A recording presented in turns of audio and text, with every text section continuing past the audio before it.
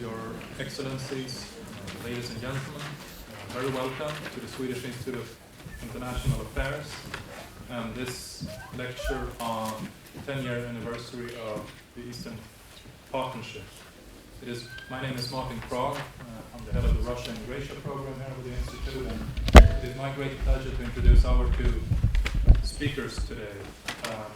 Minister of Foreign Affairs of Armenia, Mr. Zhohrab Mnatsakanyan, and Minister of Foreign Affairs of Ukraine, Vadim Prystaiko. We will have about 30 minutes or so for each minister, after which we have intended to leave room and discussion, and leave some room also for discussion and questions. Again, very welcome. Thank you for coming here to our institute and to Stockholm. Mr. Zhohrab Mnatsakanyan, please. Thank you. Thank you very much, and thank you very much for tackling my name with such ease. It's not an easy thing. And indeed, it's a great pleasure to be here, and the opportunity, the reason why we are here is extremely important. We are assessing 10 years of the Eastern Partnership, and we're trying to collectively think about what kind of Eastern Partnership we would want to see for the next 10 years. The interesting part of this is that our talk is happening at a time when we are also having in mind, commemorating, celebrating 30 years of the fall of the Berlin Wall.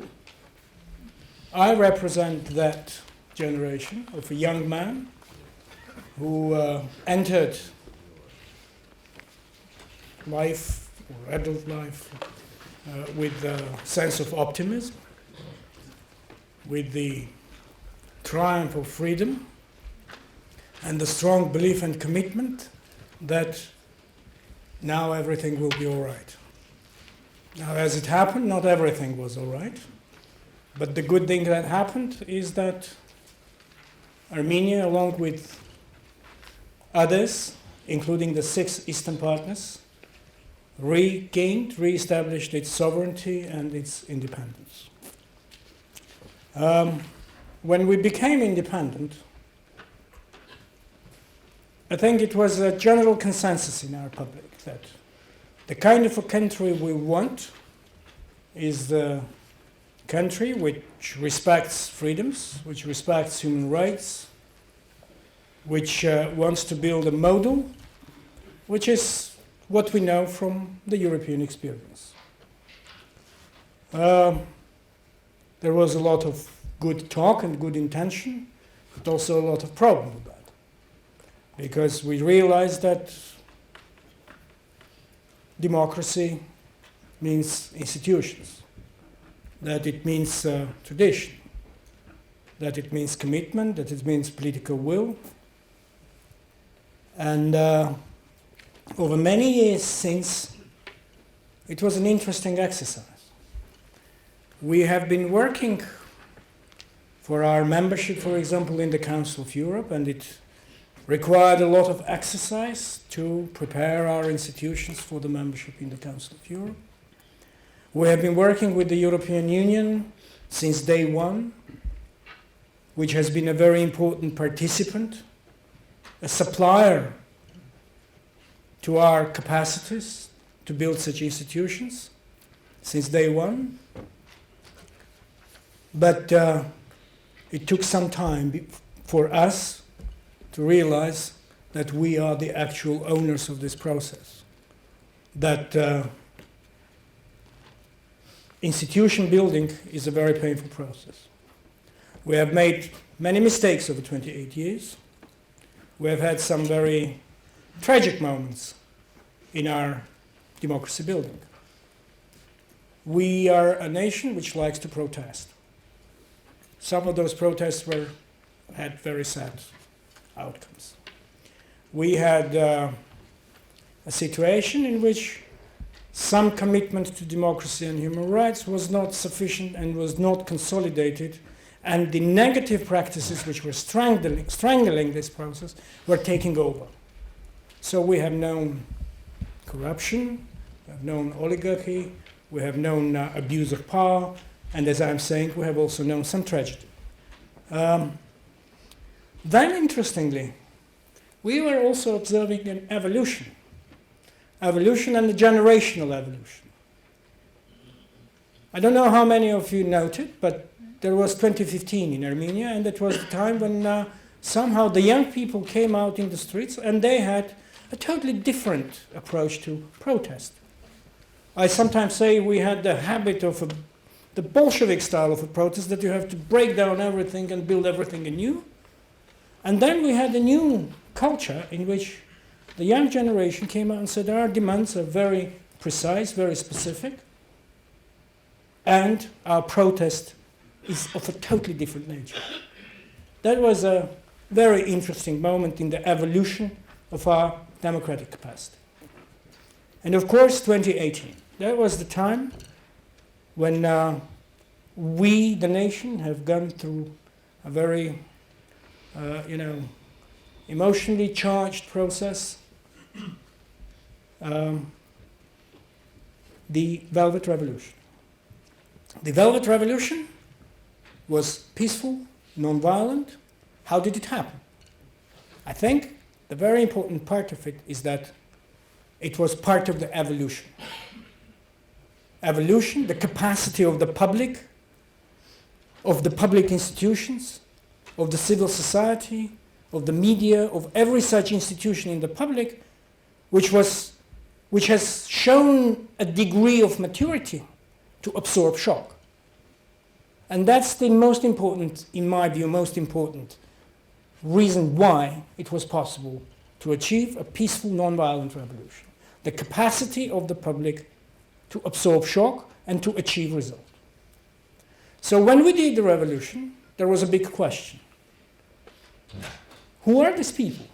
What the hell is going on in Armenia? And where is the color? And what is the botanical expression of what is happening in Armenia? The Prime Minister lately has defined it in a very funny way. He said, when the revolution happened, some of our partners were saying, who did this revolution? And some of our other partners were saying, if we didn't do that, who else could do that? The trouble, or rather the advantage with the Armenian Revolution is a strictly domestic affair. It was a strictly Armenian matter. There was only one flag waved throughout this, in the streets and squares of Armenia, and that was the Armenian tricolor. And that was when the government stepped in and received a huge mandate from the public. Huge mandate, which was a huge responsibility. Is a huge responsibility because subsequently we had elections, and 71% in an election is not a small thing. It's a mandate, it's a trust, and it's a responsibility. Now, throughout the first months, the government had been absolutely focused on delivering on those most immediate demands reflected in the mandate. The questions of corruption, the questions of equal space, equal opportunities in economic and social life, the question of justice, the question of elections, and the political will has demonstrated its power, that you can address corruption head-on if you have the political will, that you can organize elections which are accepted by the public and by the political forces, and that is when you have shown the political will. But that is not enough. That's only the beginning. It's only a first step. Because consolidating these institutions is the most important challenge and the most important objective. To make sure that, irrespective of political will, the political institutions, the public institutions, do gain strength to sustain the model which is based on respect and strength of democracy, human rights, rule of law. And this is what we live through and live with today in Armenia. We have a very big challenge. For example, the judiciary. The judiciary is one such example in which we need to achieve a genuinely independent, impartial judiciary which enjoys the reasonable trust of the public. There can be no 100% trust, obviously, because in the judiciary someone wins and someone loses, but reasonable trust in the judiciary is the very, very important objective that we have today. And this is where also it shows the way in which we work in our international agenda. Our partnerships with the European Union, with the Council of Europe, with the individual members in the European Union are extremely important exactly for the purpose of consolidating our democratic tradition in Armenia. We have come to a certain level, we're building on, with full confidence we carry on. Then, what is happening if there is no geopolitics in our revolution, and we denied strictly any geopolitical context to our revolution? What is our foreign policy then? Our foreign policy is built in a very careful way to consolidate, to sustain the consolidation of our national security architecture. Now to demonstrate the point, we have two fundamental challenges to our security. One challenge is the unresolved Nagorno-Karabakh conflict. And that's a very serious security challenge. The other challenge is the Turkey threat. It's a security threat. The non-existence of relations with Turkey, the consistent denial of justice in the case of Turkey, the failure to build on what we have invested in with what many of you would know, the Zurich Protocols, they, in combination with all those some other factors, they represent a serious security threat to Armenia. We have built our security architecture in a way which is complex, which is not easy, but which is justified. We have very important allied relationship with Russia. We work with Russia in various integration processes, including the security arrangement within the Collective Security Treaty Organization. Russia is a security supplier to the region and to Armenia. That is one important dimension. The second important dimension is the relations with the European Union and its member states.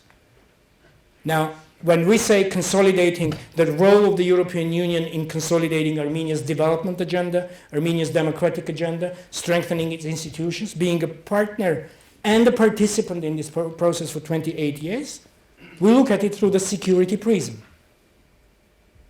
And the European Union, in that context, represents an important security provider, security supplier to Armenia in that particular context. The other important dimension in our security architecture is the relations with the United States. Also, for 28 years, an important participant in the regional processes, an important participant in Armenia's development agenda,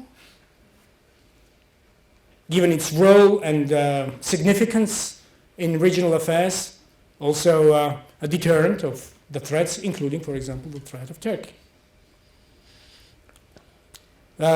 Russia, a member of the European Union, France, and the United States, they are the co-chairmanship of the OSCE Minsk Group, which is the established, internationally supported, internationally established and recognized platform mandate within which we are tackling the peaceful resolution of the Nagorno-Karabakh conflict. In fact, a very rare thing, because despite the many disagreements, Russia, France, and the United States work in in a very good way, in a very good consensus within this format. And that is very valuable. Then, to continue with the way in which we build our architecture, we have very important strategic neighborhood with Georgia and with Iran. Also, with Georgia, we have a very important agenda, very important neighborhood, very dynamic relations. Over this year only, I think we had so many interactions, meetings, discussions on so many issues, and the agenda is from very specific as neighbors who have known each other for many, many centuries. From very specific to very strategic. The same concerns Iran.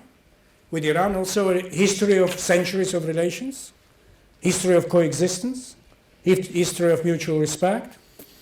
One of the best examples when Christianity and Islam live together in harmony and mutual respect. We have an important presence in Iran with important cultural heritage there, our compatriots. So this is the architecture within which we sustain our security.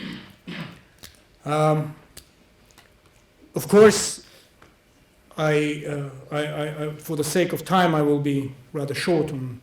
I would rather skip the other dimensions of foreign policy, very important relationship with others in Asia, in the Middle East, in other parts of the world. As a small nation, we invest heavily in multilateralism. We depend on multilateralism. Effective multilateralism is very important. In that context, Eastern Partnership we view exactly as an important platform of multilateral cooperation within this context of the European Union and its Eastern partners. I don't like to say neighbors because I would rather insist that Eastern partners are the eastern flank of Europe because the relationship is built on shared values. On the important question of the Nagorno-Karabakh conflict. Just to make it very clear, from our prism, the issue, the problem concerns the human being. Our focus and our priority is the existential physical security of 150,000 of our compatriots in Nagorno-Karabakh.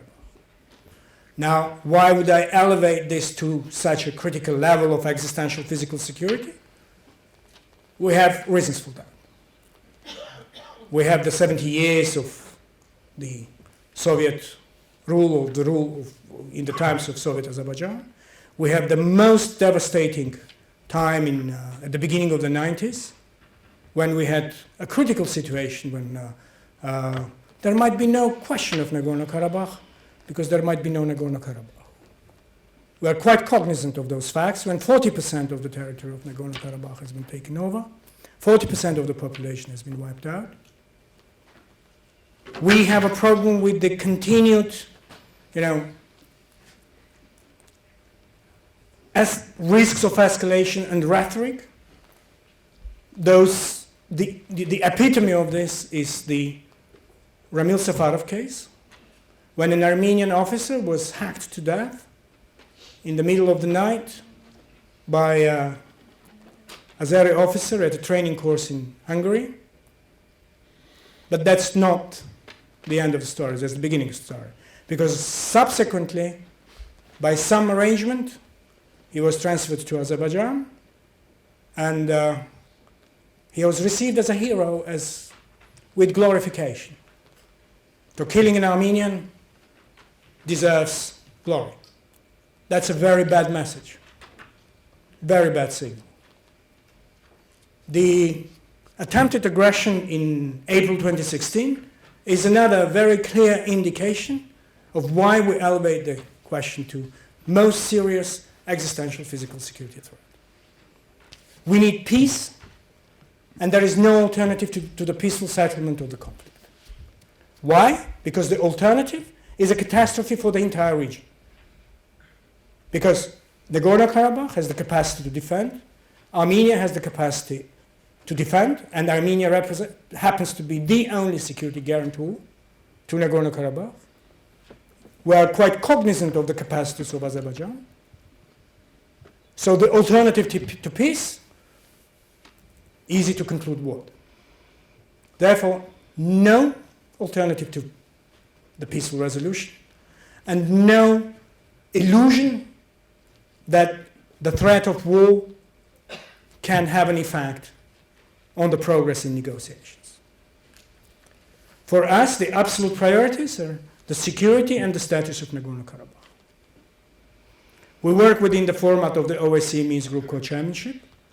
We are quite, sensitive and engaging in understanding the way in which Azerbaijan defines its priorities.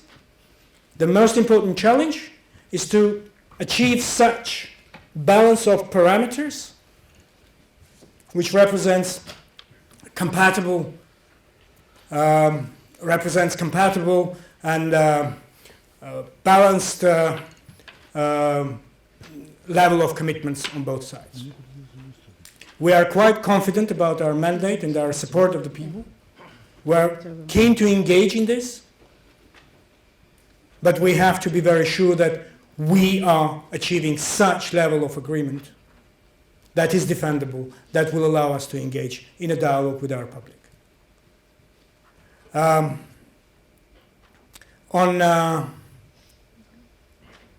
Nagorno-Karabakh, I think what I would also add is throughout this 1.5 years since our government stepped in, we have been very active in our engagement in the negotiating process. We, with my counterpart, with my colleague Elmar Mammadiyarov, the Foreign Minister of Azerbaijan, we have had, uninterrupted process of engagements and work within the OSCE Minsk Group Co-Chairmanship. Our leaders, Prime Minister Pashinyan and President Aliyev, had an important opportunity of meeting once in Dushanbe. Then we had a formal meeting that was October last year, then a formal meeting in Vienna in March, and then there was lately another opportunity in Ashgabat within the CIS format, just in the margins, This is very important because what we also pay attention to is, A, we need an environment conducive to peace. You cannot negotiate peace on the one hand and propagate war on the other. We need to prepare our populations for peace. We need to reduce rhetoric. We need to make sure that the environment is different. We need to make sure that we invest in such measures which reduce or deny the risks of escalation. The October meeting, it was not a meeting actually, it was a conversation that, a meeting that in Dushanbe has produced a very tangible result. I cannot claim we're totally satisfied because there are still such violations, but there was a significant reduction of ceasefire violations. And that matters. We were very keen to consolidate this, consolidate further to make sure that the peace process is taking place within an environment that is conducive to peace. We need to make sure there is more contact. Now we have some programs and hopefully, some ideas and hopefully that we discuss with Azerbaijan, with co-chairs, hopefully we will have the opportunity to show such results very soon. We spoke about journalists, we spoke about other such measures. So hopefully we will be able to produce some results. So this is where we are with Nagorno-Karabakh. And it is with full cognizance that peace is absolutely critical for all the parties, without exception. Peace is absolutely critical for the region, for each of our nations. Coming back to, I know I'm approaching now, the limit. And just to finish, I want to come back to what we are here for. And that is the relations with the European Union and the Eastern Partnership. As we had good opportunities today to talk about our taking stock of the past 10 years, trying to sketch out the next 10 years. There are very interesting ideas on this, very important structured consultation taking place about how to build the next 10 years. There are interesting ideas that we have been supplying the partners. I know Ukraine have, and all others have, shared their views and their proposals, their ideas. We have done so on our part. Mr. Hahn, the Commissioner for Neighborhood Policy, and Federica Mogherini, they have supplied us with their ideas. Sweden and Poland, as the initiators of the Eastern Partnership, have also been quite active on this. I think we are building quite a shape of the next 10 years. But I think what is also quite important here is that the past 10 years are different, were different. I started with 30 years back, the sense of optimism. And you remember the end of history kind of mentality. And the history happens to be back with vengeance now. That we are in a condition, in a situation, in an environment of a dramatic change in what is happening in the world. And it is very important to be cognizant and to understand how we absorb this and how we build our commitments within this platform to measure it against the change that is happening in the world. So we have had an opportunity to talk about the way in which we square the development and security concerns and agenda of the nations in this format. In this format of consultations, discussions. The capacity, I think, is that the next 10 years is also a test to our collective capacities, and it's not just about the Eastern partners. It's about what we call common European values, common European commitments, our belief in democracy, human rights, and the rule of law. This is a test that to what extent will we be able to be faithful to what we have declared as common shared values against the pressures of the global nature. There are specific tools, instruments about the way in which we consolidate small and medium industry enterprises or digital economies or whichever other way we use all the important mechanisms and instruments. But I think the big challenge is sustainability of values in building these relations of common Europe. Europe, which has known peace after the Second World War for 75 years, but which in fact shows some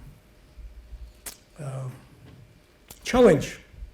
Sometimes is it the limit of the human memory to remember the calamity, the strong leadership that we need, which is cognizant of the alternative of peace? This is also a dimension of Eastern Partnership. As I'm saying, Eastern Partnership is a multilateral platform. And it is about Europe. It's not neighborhood, it's Europe. I will stop there. I think I have consumed my 30 minutes. And I'm really very grateful for your attention. And I'm really glad and I'm looking forward to hear my colleague, Vadim, and I'm sure we will have a good interaction on this. Thank you so much. Thank you for the opportunity. Thank you, Sweden.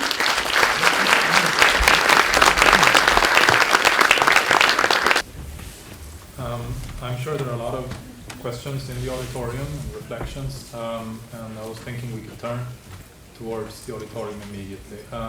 We will have microphones for you, my colleagues, and please state your name and also try to be brief. Yes, sir. Thank you very much. First of all, I would like to inform you about the Minsk. You asked what's happened to Minsk. Minsk produced one of the best refrigerators We have a history that our conflict, they call it frozen conflict, because in Minsk refrigerator, keeping decades. You should expect the same, I think. This is what about Minsk. I have a question to Mr. Mnatsakanyan. How we know former Armenian President Robert Kocharyan arrested because he killed Armenian children in 2008 during the protests. Yes. Also, you forgot to state your name, so for the record. My name is Asimullah Zadeh. I'm from a parliament of Azerbaijan. And also, we know that in Karabakh, in the city of Khojaly, a lot of children and women were massacred and killed. And Robert Kocharyan committed a lot of military crimes. Are you ready to work together with us an international tribunal for just research of this type of military crimes? Also, not only mountain part of Karabakh, several regions of Azerbaijan and the occupation, and there are a resolution of United Nations Security Council, European Parliament, Council of Europe about ethnic cleansing, and I think that maybe one of the best steps toward a peace, just mutually together investigate all this type of military crimes and start move toward a peace, because again, we have refrigerator and Armenia more pretend about the negotiation than we moved forward toward each other. Thank you. Thank you very much for the question. You made a very interesting point. You said, are we prepared to investigate together what? Military crimes committed. Committed by who? But criminal who killed also Armenians in Yerevan. And how about Azerbaijan? Azerbaijan ready. Ready for what? Investigate the Armenian crimes. Why Not the Azeri crimes. You occupied. We occupy. You are saints. You haven't done anything. Have you heard about Baku? Have you heard about Sumgayit? Have you heard about Maraga? Have you heard about the occupation of the Sharman region? Have you heard about the occupation of the part of the Martaket region? Have you heard about the part of the occupation of the Martuni region? Do you want me to continue? Let's work. Do you want us work to? together. This is exactly the point. Are you prepared to reduce rhetoric? Are you prepared to understand our concerns? Are you prepared to engage in such dialogue? Or it is your truth or no truth? Or it is your way or no way? We will never have peace if we're maximalists. That's the whole point that I was making about preparing populations. You were talking about some problems that concern us. Don't pretend to be saints. We did not occupy Armenia. No, excuse me, I was saying there is a question of security. A question of security that is the only security arrangement that doesn't allow the resurgence of aggression, occupation, the words that you use so often. Aggression, occupation, and physical, existential physical security threat to our compatriots, 150,000 Armenians. They're humans, they have names, they have families, they have homes, they have their physical security concerns, and there is no other security arrangement than what it is today. This is what the negotiations are about, how to come to something which is not taking us to a maximalist demands by one party at the expense of the other. We will never achieve, whether it's a refrigerator from Minsk or whichever other part of the world, that will be a frozen conflict if we do not engage in a constructive way. Thank you. I will now use the moderator's prerogative to conclude the debate about Nagorno. Thank you. So we have a few more hands. I have a lady in the back, and also, sir, you can take your question first, and then we have the question from the lady in the back. Yes. Try to be succinct and. Okay. Oh, there was some confusion. Okay, so my name is Bakhtiar, and I'm also from Azerbaijan. And we were closely following events in Armenia, like revolution, and we had some positive expectations that the new Armenian leadership will be much more constructive when it comes to Karabakh conflict, because we all understand that it is vital, the peaceful resolution of the conflict is vital for peace and stability and prosperity of the region, especially in the region. But when I listen to you and to Nicole Pashinyan in DC, in Brussels, in other European capitals, I hear what you exactly said now, that you pretend to be saints. For example, you're, okay. Please. And okay, my question is very brief. How can you talk about peace when the prime minister of one country, of the EEP country, visits internationally recognized territories of the other EEP country and says that Nagorno-Karabakh is Armenia, and that's it. And also he calls for unification. So how can you expect peaceful resolution if you take complete opposite we have heard the argument. We will have one more question, and then you can reply to the Nagorno-Karabakh. That's I promise it will be the final. And then we take the second question also from your side. Yes, please. My name is Valery. I represent Minsk.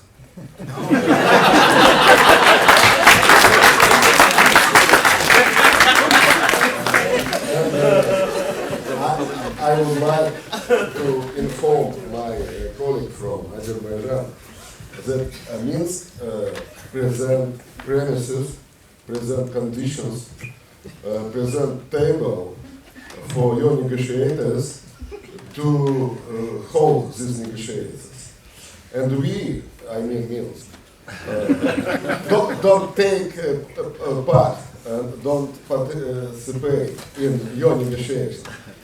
That means that it's your problem how you're skillful, how you can hold negotiations, and how you can achieve result. That's the problem. If you don't like Minsk, please, you can have a more favorable... Sorry, can you please try to pose the question? And as for, not question, but I would like to say that Minsk, as a capital of Belarus, yes, is interested in stable development and prosperous development of our region. And that's why it's a very friendly attitude to decide all problems which exists now in our region. Okay. It's our friendly attitude. That's enough. We are aware of this now. Okay, so I promise you, if there's one more question which on this same topic, we will have to shut it down, because we would like to continue the discussion about the Eastern Partnership and the reforms and the other things that will also have a chance to be discussed here. We had the mics here were asked, you were the lady in the back who was asking for the mic. Is there anybody who has the mic at the moment? Okay, yes, please, there. And on this side, yes, please, right. So, please, commence. I hold the lecture. From Azerbaijan. Actually, well, no, my question is not about saying something about that, but I just really, it's a good opportunity for me to ask Minister. He did mention about the January, well, he said that preparing people for peace, that's extremely important. And this after the statement in January post-NFAs. I'm really interested what has been done so far in Armenia in this regard. It's In Armenia. well, Okay, thank you. Okay. Got it. It was about, if I have an opportunity also to ask our NFA, I would ask. I'm just asking from your perspective, what has been done in Armenia or for the region in order to build the region? Okay. Okay, I wasn't aware of. First of all, I want to refer to something very important, refer to what the distinguished member of Parliament of Belarus was saying. His message, I think, was very important. The message was about the sense of ownership of the peace process by those who are the actual stakeholders. You're absolutely right. It is first of all for Armenia, Azerbaijan, and Nagorno-Karabakh to bear the responsibility and to find a solution to the peaceful resolution of the Nagorno-Karabakh conflict. And that also refers to the question that I think Mr. Bakhtiar was asking. Look, the way in which the Prime Minister was putting the message of a peace which is acceptable to the people of Armenia, to the people of Nagorno-Karabakh, and the people of Azerbaijan was a message that deserves to be reciprocated. That is a message which reflects on one very important premise in finding the solution. And that is that the capacity of the parties to look at the concerns of the other party and calculate that balance of commitments in a way that reflects the concerns of each party. That is the sense of having a solution which is acceptable to Armenia, Azerbaijan, Nagorno-Karabakh, to the people of Armenia, people of Nagorno-Karabakh, people of Azerbaijan. I think this is something which also builds on what the next question was about. That is the consistent test. The consistent test. Now, we have, as I've indicated, there are some proposals, some ideas on which we are trying to build. The way in which we can, depoliticize such people-to-people contact. Like we are having this politicized contact. We're trying to, blame each other. We're trying to be, ignorant of the other party, concerns. This is what this demonstration of a politicized discussion is exactly what we do not need. And I mentioned journalists. There are some various ideas, but we need, and there is a good understanding on both parties now that we're talking with my colleague, the foreign minister of Azerbaijan, to do it in a careful way, that we can sustain what we're trying to do now. Sustain that, creating the platform in which some experience can be generated of a careful experience so that we can continue and build on it. That, the journalist example I mentioned, that we can start generating a different narrative in our region, so far as the peaceful resolution of the Nagorno-Karabakh conflict is concerned. Thank you. All right. For Mr. Mnatsakanyan, I was wondering, you didn't speak a lot about the Eurasian customs. Yes. Armenia has joined a customs bloc that was initiated by Moscow. And Armenia has also taken a step towards not as far as Ukraine, but still in its negotiations with the Eastern Partnership as well. How do you see these two blocks or these two initiatives as complementing or as contradictory? Thank you very much for that question. In the broader context, it is true that it's our foreign policy requires very active engagement and exercise of deep care, because the biggest challenge we have is not to build relations with one partner at the expense of the other. And obviously when you have such turbulence in the world and that amongst your important primary partners you have a degree of disagreements, of course it's always a big challenge. Now, so far as the Eurasia Union is concerned, Eurasia Union is a free access, free market of 200 million, capable to pay for goods, capable to accept your products, and we are very happy to be there. We are building, within this Eurasia Union, we are as participants, as members of the Eurasia Union. We are participating in the establishment and development of the regulatory framework of the Eurasia Union. We are members of the WTO. We have our set of relations and set of agreements with the European Union. We have the opportunity to combine all those in a way that the regulatory framework is built in a way which is compatible to our other opportunities. Of course, again, as I'm saying, don't take this as an easy task, but this is what we choose to do. With the European Union, yes, we have negotiated a comprehensive and enhanced partnership agreement. As someone who has been negotiating previously the association agreement between Armenia and the European Union, I have a fairly good idea about what's what, and basically what we have negotiated is very much association agreement minus DCFTA. The SEPA has very, advanced chapters on political cooperation, justice, freedoms cooperation, and so on and so forth, and most importantly, sectoral cooperation. And within that sectoral cooperation, we also have this exercise of regulatory approximation with the European Union. So this is the way in which, again, some of the members in the Eurasia Union are members of the WTO, as I say. The rules of the WTO apply in the Eurasia Union, and the regulatory framework in which we are capable to combine all those is a challenge that we take, because we also recognize the good opportunity. The opportunity of having an access to a 200 million market and benefiting from it. So this is where we are. Thank you. Thank you very much. Yes, okay, so very good. I have 2 more questions. The gentleman there on the left, yes, on the left side. And then, yes. So, and then on this side, I would like to distribute the questions a bit more. So, okay, so to you, sir, in the middle.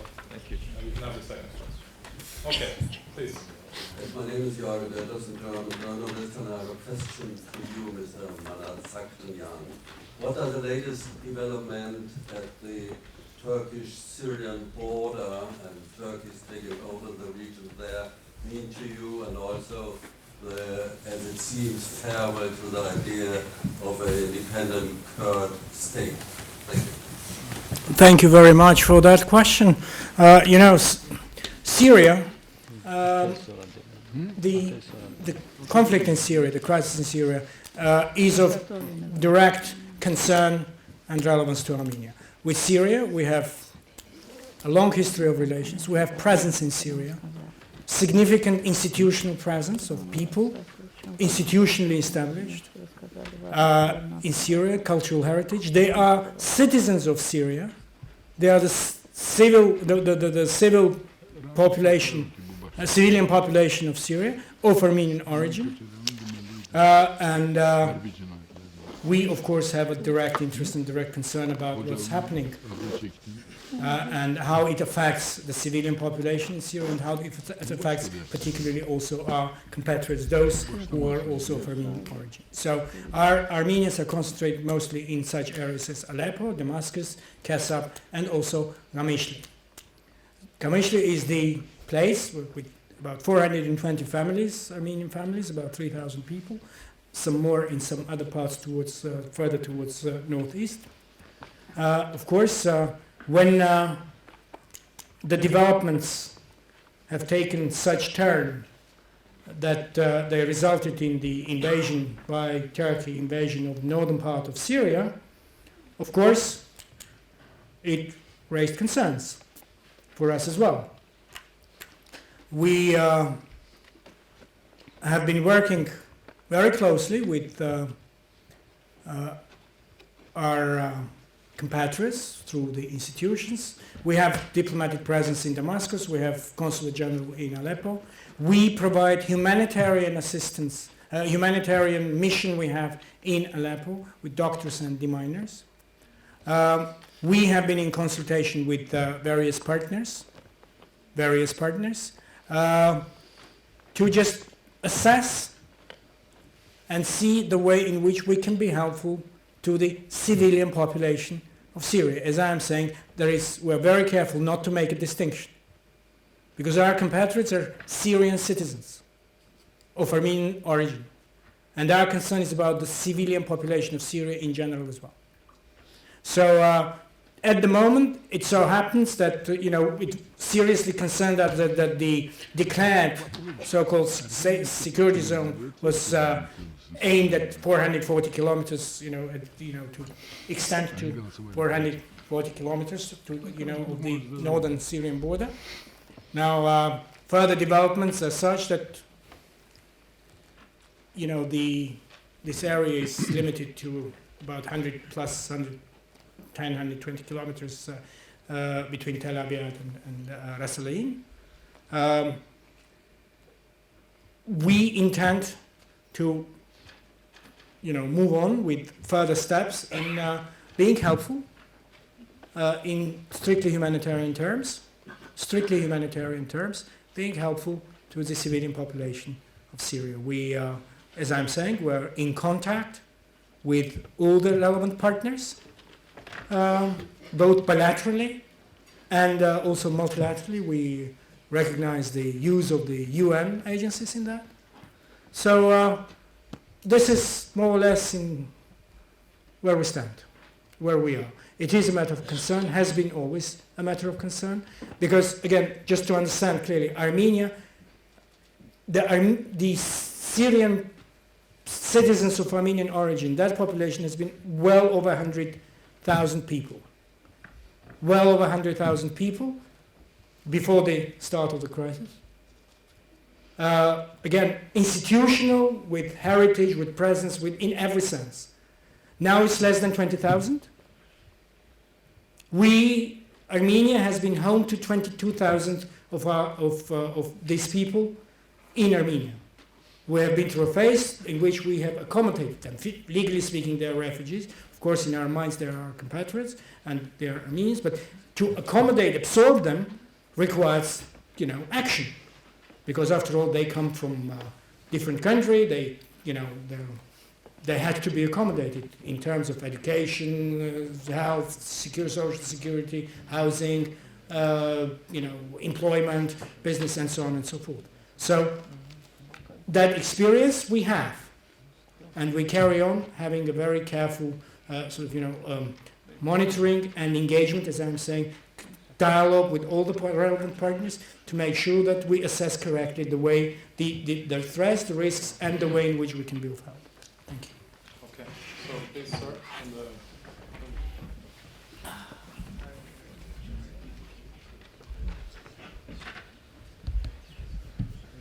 Hello, my name is Mikhail Ovansyan. I'm from Armenia. My question is actually for both ministers. First of all, thank you for your quite comprehensive introductions. And it's quite symptomatic that both of you have mentioned security and stability as, while speaking about the past and the future of this partnership, you prioritize the security and stability issues. My question relates to the substance of the Eastern Partnership for the coming period of time after 2020. What do you think the exact mechanisms, tools, or maybe some additional mechanisms and tools should be applied in the coming period of this partnership, both on bilateral and multilateral dimensions? Because when we are speaking about Eastern Partnership, we're jumping from one topic to another. I mean, from both. So we're talking first about the bilateral relations, and here we have different kind of framework agreements and stuff like that. And then we're talking about Eastern Partnership as some kind of region where multilateral processes can also take place. So what's, in your opinion, these processes could look like in the coming period for the Eastern Partnership? Thank you. Okay, thank you very much, and it's a great question, and it will also be our last, because we are approaching the last minutes of our lecture. A very simple answer. We do have mechanisms at our disposal to improve our relations with the European Union and with individual partners within the European Union. We would take full advantage of ministerials, for example, meetings of Eastern Partnership. Nothing wrong with that. I don't believe that we would find better venue where we can discuss. But at the same time, we, for example, benefiting from the summits of EU with Ukraine, specifically for Ukraine. We just had the last one in July. So we are not expecting that in the Eastern Partnership we would found some unique mechanism. Also, if it is given value and is added value for anything within the Eastern Partnership, we will be happy to have it. At the same time, we also see some risks of the Eastern Partnership. For example, ideas that why would the European Union take everything they have as the financial assistance and technical assistance and put it in a big basket which would be called Eastern Partnership, and then out of this basket to finance and to help and to give some whatever the expertise and everything. We believe that this is a bit risky to have it in one basket and then set it aside for the Eastern partners. We would be happy to have the capacity of building our own relations with each and every partner, with European Union, and again, if it is Eastern Partnership, let it be so. Okay. Thank you very much. I think more or less along the same lines with some, of course, twists, but of course to recognize that in relations with the European Union, we have an important fundamental legal framework, the foundation, which is the SEPA. We have various other formats, arrangements bilaterally, which consolidate the relations with the European Union. We have the necessary platforms to advance this bilateral agenda. The Partnership Council, the Partnership Committee, in fact, I have here two members of our parliament. They are a very important party to this process through the Parliamentary Partnership Committee, and so on and so forth. There are various settings in which the civil society is engaged bilaterally, and so on and so forth. Also part of the institutional part of the implementation of SEPA, civil society. They have their own institutional setup for that. Now, in that context, why Eastern Partnership? Why would we would need that? I think this is exactly the context of a multilateral platform which we need so much, all of us, as within the pan-European architecture. A platform which allows us to sustain cooperation and a sense of identity, a sense of shared responsibility based on shared values, but shared responsibility. So Eastern Partnership is as much important to the European Union as the European Union is important to the Eastern Partnership. And again, my claim is that it is about the broader European architecture. We have all kinds of, and Europe is one of those regions in the world which is best developed with its regional institutional capacities. The European Union, other regional organizations, which are important platforms. And this is very important. For us, Armenia, a smaller nation, and Europe is mostly made up of such nations, that multilateralism is an instrument of sustaining our development and security agenda through international engagement and international cooperation. So the summit, in that sense, is a very good way that the Eastern Partnership summits with the European Union or other such settings are very important, because it is also important to extend the sense of the eastern flank of Europe, the sense of the Eastern partners within the broader Europe, extend it to all other parts of Europe.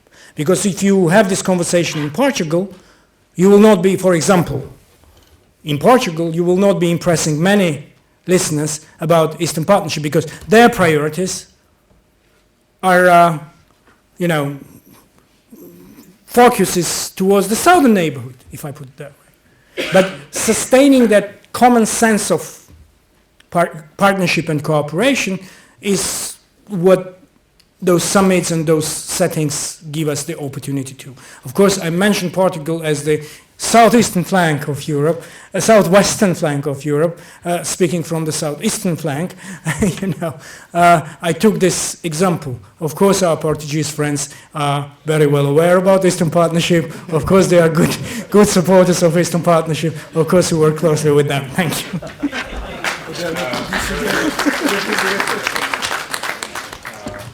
We thank both of the ministers with a round of applause. Thank you very much.